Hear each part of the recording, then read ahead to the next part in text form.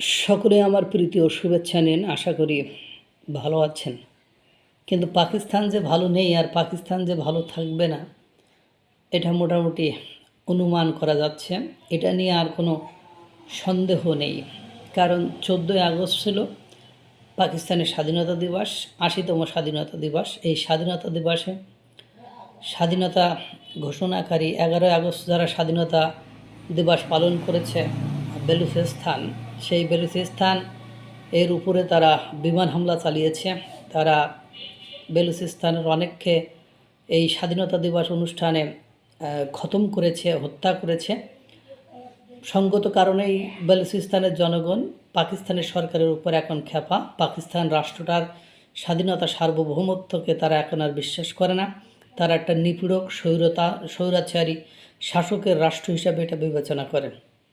পাকিস্তানের স্বাধীনতা দিবসের 14ই আগস্ট বালুচিস্তানে দেখা গিয়েছে বিভিন্ন স্থানে পাকিস্তানের পতাকা পুড়িয়ে ফেলতে, পাকিস্তানের পতাকা মাড়াতে।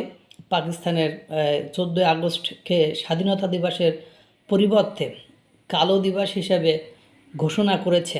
কালো দিবস হিসেবে ঘোষণা করেছে বেলুচিস্তানরা। আর বেলুচিস্তানের 85% ইতিমধ্যে তারা দখল করে নিয়েছে।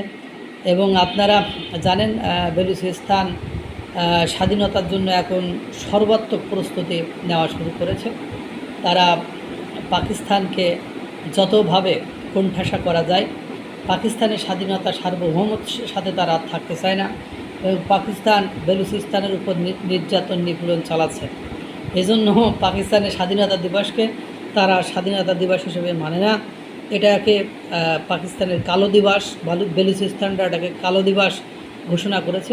এবং যারা এটা করেছে তারা বেলুচিস্তানের যে স্বাধীন পতাকা, সেই পতাকা গায়ে মুড়িয়েই তারপরে এই কাজটি করেছে।